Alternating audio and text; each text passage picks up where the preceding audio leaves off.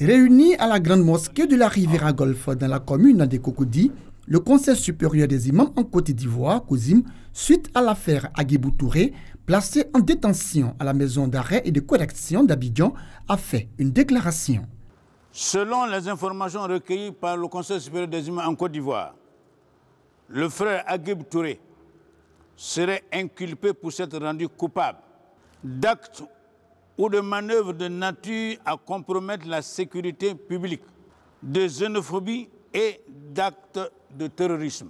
Les faits ainsi reprochés à Agibou Touré, qui sont d'une extrême gravité, seraient illustrés par des éléments sonores et vidéo diffusés sur les réseaux sociaux dans lesquels ce dernier s'en prendrait aux autorités publiques, voire au chef de l'État.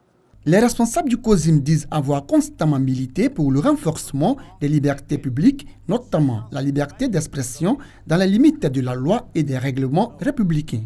Dans la déclaration du Conseil supérieur des imams, la question du djihadisme et l'organisation du pèlerinage à la Mecque ont également été évoquées. La question djihadiste a été l'objet de plusieurs interventions du COSIM dans la période récente.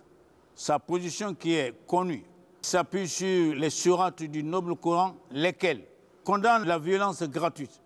Des améliorations fondamentales dans l'organisation du Hajj, axées notamment sur une meilleure prise en charge des pèlerins, sont à mettre sans conteste au crédit des autorités publiques actuelles.